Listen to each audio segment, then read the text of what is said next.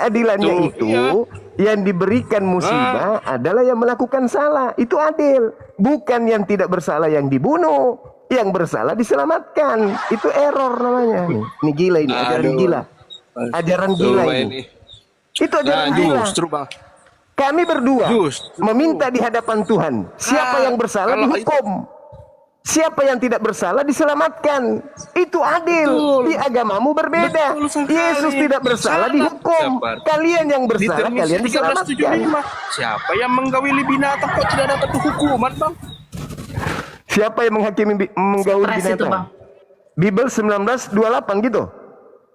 Iya. Yesus mau diceritakan di situ. Hah? Aduh, sudahlah. Sudahlah kawan, ya. Saya cuma ingin mengatakan dan ingin bertanya kepada seluruh Kristen khususnya di Indonesia, ketika Biblemu dipijak, apa yang kalian lakukan? Oh, berdoa, memaafkan. Bible dipijak, memaafkan. Tapi giliran saya didatangkan baju, kaos, saya bakar, dilaporkan. Bible dipijak, dimaafkan.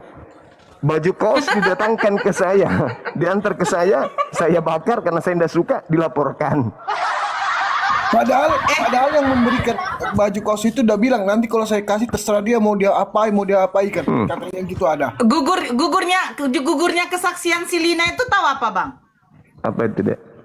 Waktu dia ditanya, jadi ibu ngapain ke sana? Mentok dia di situ, Bang. Itu. Sidak. Jadi, iya. Sidak. Jadi ibu ngapain ke sana? Ibu diundang. Di situ gugur, Bang. Abang punya apa di situ gugur. Makanya nggak bisa lagi si Lina dipakai.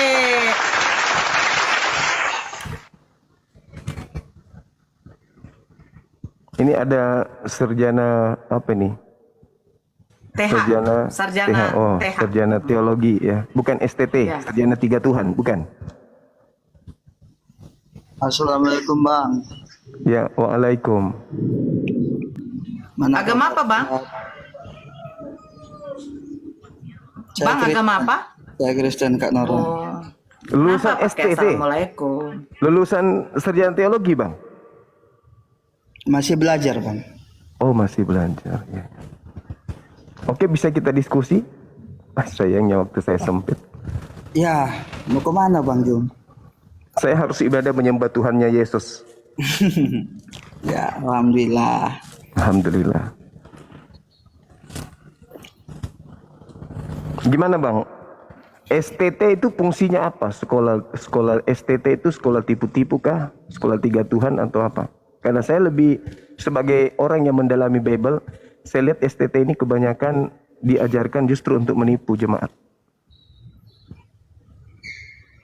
Itu kan paham Abang. Itu fakta.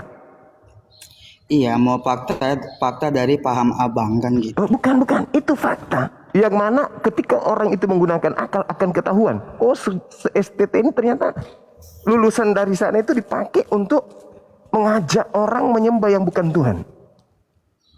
Makanya saya katakan STT itu apakah identik dengan sekolah tipu-tipu atau sekolah 3 Tuhan? Salah satunya atau dua-duanya gitu, Bang. Ya, kalau garis menurut secara umum secara kekristenan kan artinya belajar tentang bagaimana kehidupan manusia. Cuman kalau Abang punya paham seperti itu, yaitu iya. artinya kita lepas apa namanya ya, lepas membiarkan paham Abang seperti itu gitu loh. Enggak, kan saya bertanya Bang, apakah STT itu sekolah tipu-tipu atau sekolah 3 Tuhan? Karena yang saya lihat dua-duanya seperti itu jebolannya, nipu dan mengajarkan 3 Tuhan. Dua-duanya betul. Apakah itu secara kebetulan kah atau memang dibentuk karakternya seperti itu? Begitu lulus nanti diajarkan tuh Yesus 100% Tuhan sekaligus 100% bukan Tuhan. Nah, bagaimana dengan Roh Kudus? Apakah bisa dipakai Roh Kudus 100% Tuhan, 100% burung merpati? Bisa nggak? Kalau seandainya saya berkata Bang Juma 100% manusia, 100% roh, gimana? Betul itu. Ya udah. Betul. Sama. Tapi itu bukan 100%. Tapi 200% jadinya. Yang benar adalah 50% daging, 50% Secara 100% kan? total 100%. Ya. Disebutlah manusia. Karena kalau dia tanpa roh namanya jasad. Kalau roh tanpa kemudian jasad berarti mayat. Sorry, itu namanya makhluk roh. Ruah. Ya, saya membenarkan itu. Ya itu dia makanya. Sekarang Anda keluar jadi mahasiswa. Jadi sarjana lulusan STT. Anda diajarkan kemudian untuk mengajak orang lain memahami itu kan. Yesus 100% Tuhan. Gimana ceritanya itu, Bang? Yesus 100% Tuhan itu gimana ceritanya? Kemana pergi tangannya, giginya, semuanya ketika dia 100% Tuhan? Berarti gigi, tangannya, kakinya, nonotnya semuanya Tuhan gitu. Memang jadi lucu ya Bang ya. Nah, lucu memang, makanya aku bilang sekolah PT itu lucu saudara. Bagaimana mungkin ini cincin saya nih? Ini cincin saya 100% adalah baja. Oh baja. Emas, ini baja. Boleh enggak saya katakan di waktu yang bersamaan dia juga 100% karet? Kalau enggak ada karetnya di situ enggak bisa dong. Enggak bisa. Nah, kalau ada karetnya di sini dan ada juga besinya di sini, bisa enggak dia mewakili 100%? Kalau kata 100% sih enggak bisa, cuma sebagian bisa. Nah, itu dia makanya. Bagaimana Yesus bisa 100% sementara dia daging?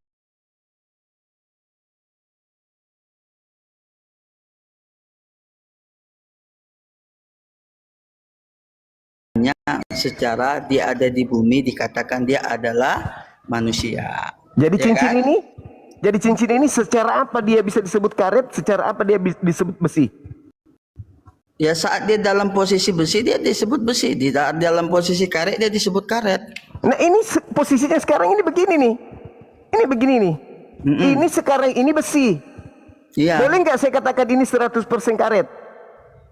Boleh, karena kan di dalamnya mengandung karet. Nggak ada. Ini 100%. Ini 100% besi. Kalau memang secara utuh itu besi, memang itu 100% besi Bang Juma. Dan 100% bukan karet. Ya bukan karet, karena tidak ada karet di dalamnya.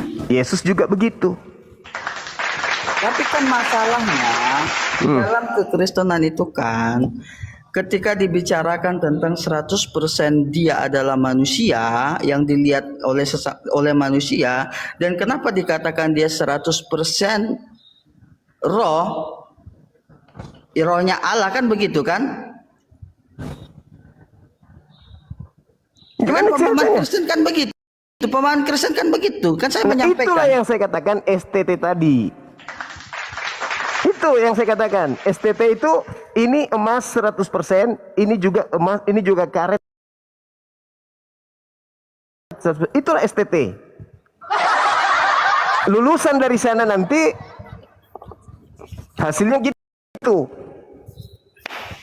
Ya udahlah, kalau masalah itu, kalau abang bilang mau STT, sekolah tinggi tipu-tipu, sekolah apa ya, itu kan udah. Bukan tipu-tipu sih paham sebenarnya, abang sekolah sendiri, tiga Tuhan, gitu. sekolah tiga Tuhan. Nah, dia sudah bagian dalam kekristenan, pasti dia bilang sekolah yang dikatakan STT itu bukan sekolah yang seperti itu, kan gitu. Tapi hasilnya kita lihat, ya saya pun mengakui. Makanya saya bertanya, saya kan statusnya bertanya, bukan menuduh. Dan sudah saya bertanya. jawab abangku, kan gitu. Karena yang saya tahu, saudara, begitu keluar dari sana, kalian mengajarkan Yesus Tuhan. Kenapa sih Bang Ridho ribut kali suruh on cam? Roh Kudus Tuhan. Kemudian apa lagi? Burung merpati Tuhan, Bapak juga Tuhan. Tiga-tiganya Tuhan, Bang. Ya, Ini enggak, berapa Bang. ini? Kalau dikatakan kategori burung merpati itu dikatakan Al-Bibel mengatakan itu lambang. Iya, sama Yesus juga lambang. Lambang anak itu manusia. Lambang Roh Kudus itu merpati. Lambang Bapak itu roh. Roh. Ya. Roh. Ini berapa, Bang? Dulu Bisa nggak disebut satu ini? kalau dijepit bisa satu Bang. Begini.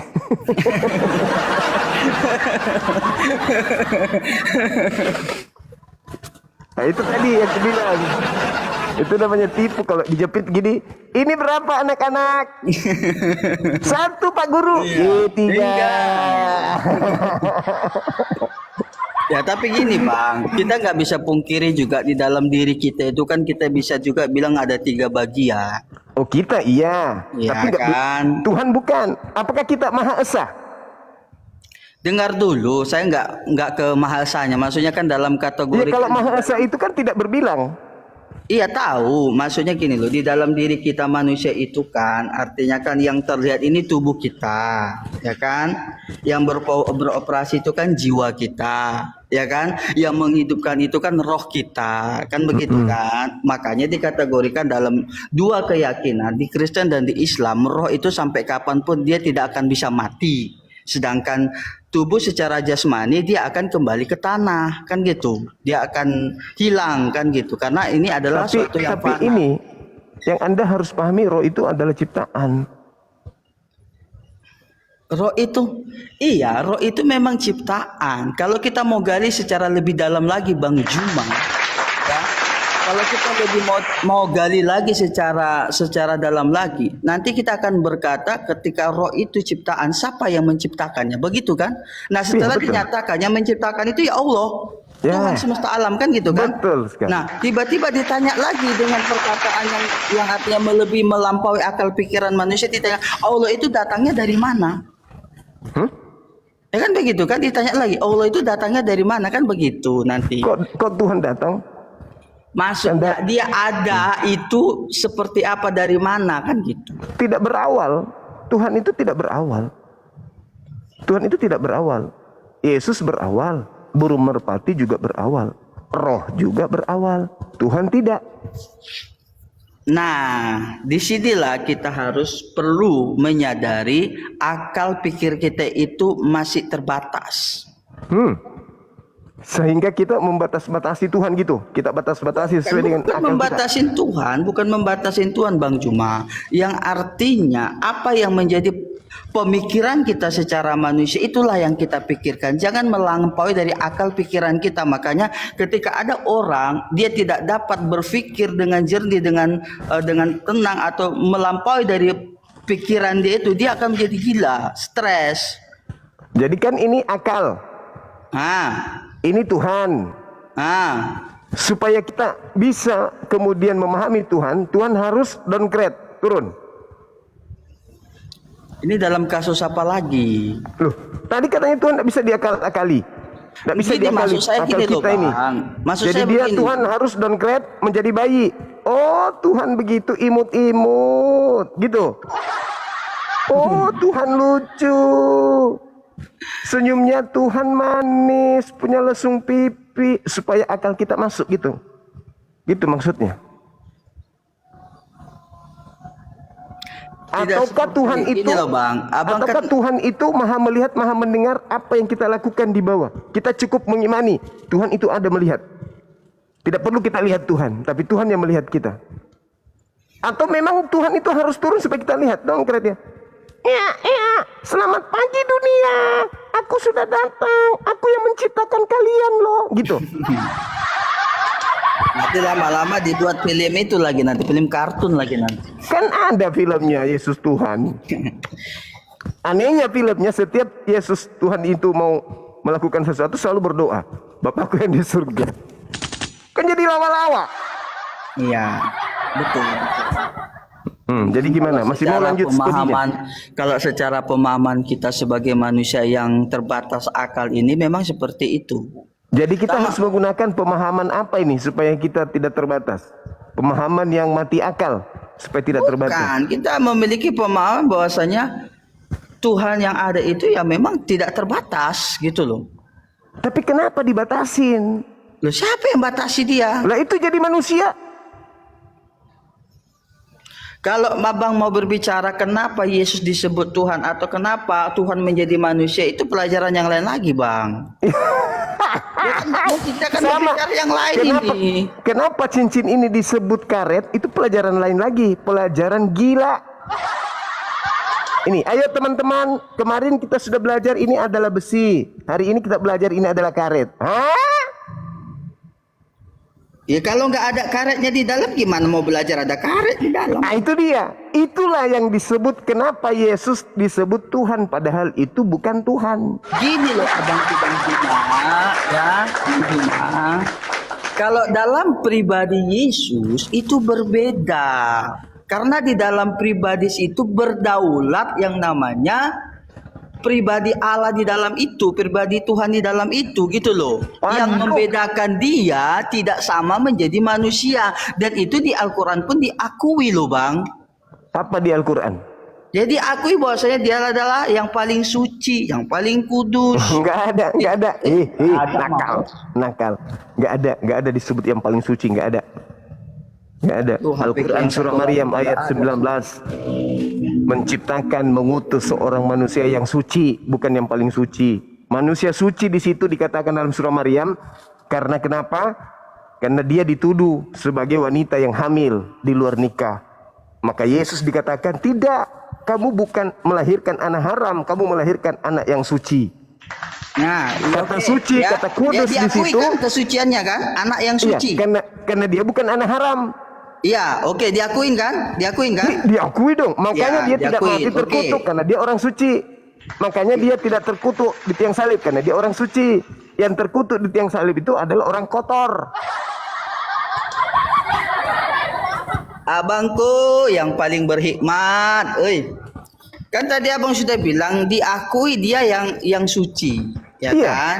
Iya. Ya kan, yang suci, ya, yang dimana dilahirkan itu bukan karena campur tangan dua pihak laki-laki atau perempuan kan gitu. Bukan karena dua campur, bukan.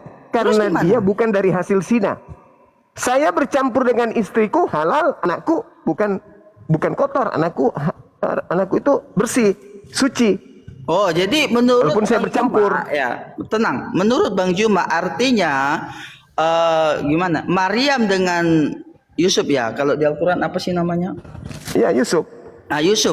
Maryam dengan Yusuf Di itu Al-Quran, memang- di Al-Quran nggak ada Maryam itu nggak ada tunangan kayak di tempatmu ada tunangannya. Itu sudah ternodai sebenarnya. terus gimana? Yang dalam kategori Al-Qur'an versinya gimana? Tidak ada itu tunangan. Nah, Dia terus? wanita soleh, wanita Wanita soleh. Kemudian didatangkan kepadanya berkah dari Allah, Iya. hamil di luar nikah. Ya, Dia tidak ada kemudian hamil tanpa suami.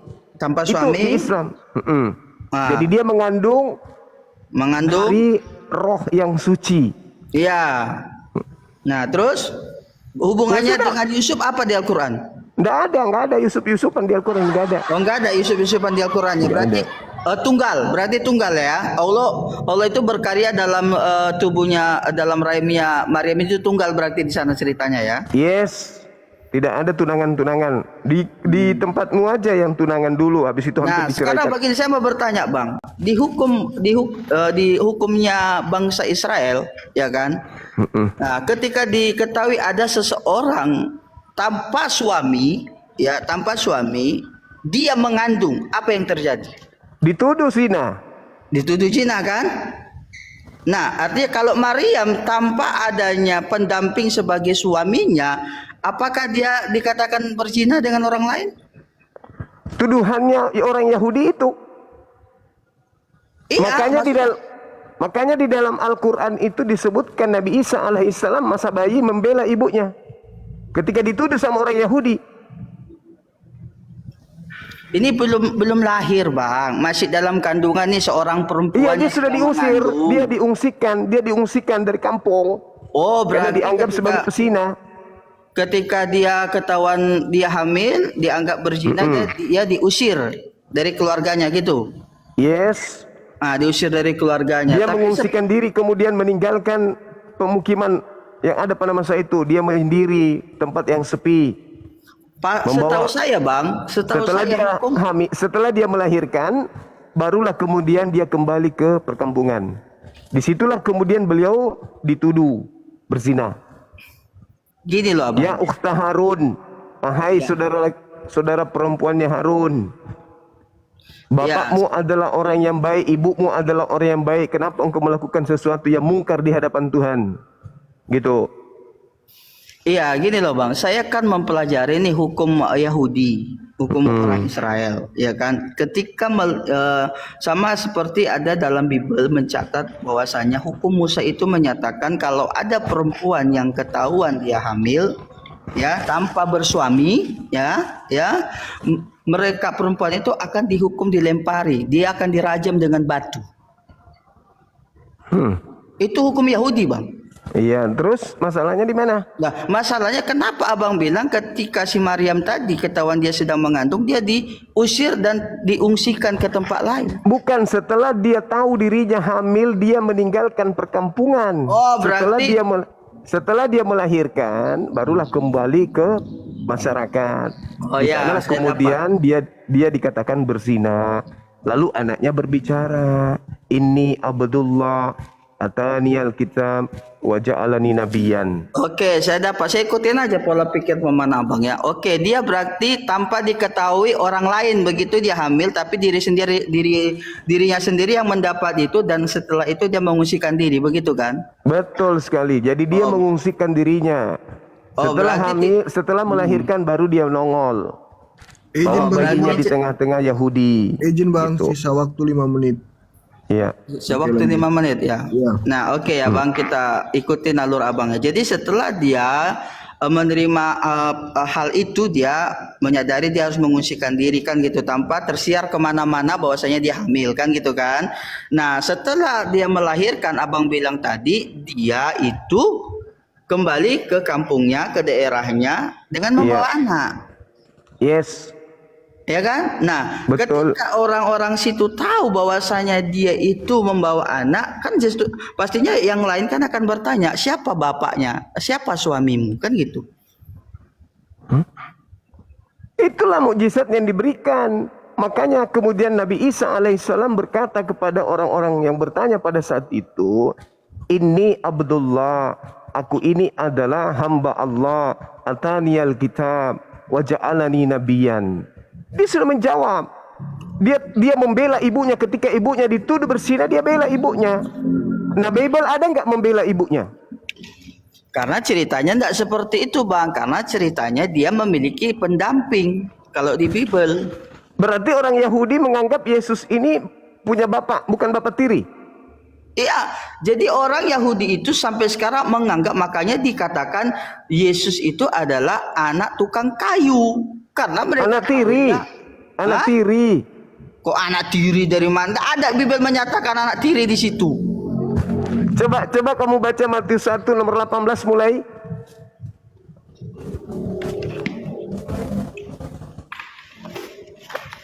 Coba baca Matius 1. Bacakan dulu Kak Nora.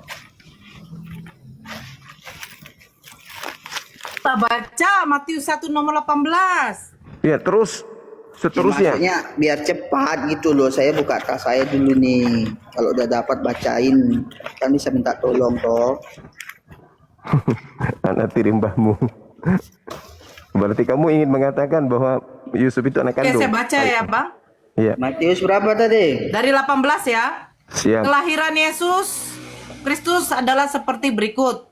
Pada waktu Maria, ibunya bertunangan dengan Yusuf, ternyata ia mengandung dari Roh Kudus sebelum mereka hidup sebagai suami istri. Karena Yusuf suaminya seorang yang tulus hati dan tidak mau mencemarkan nama istrinya di muka umum, ia bermaksud menceraikannya dengan diam-diam. Lanjut terus, jangan hahu-hahu. Hahu.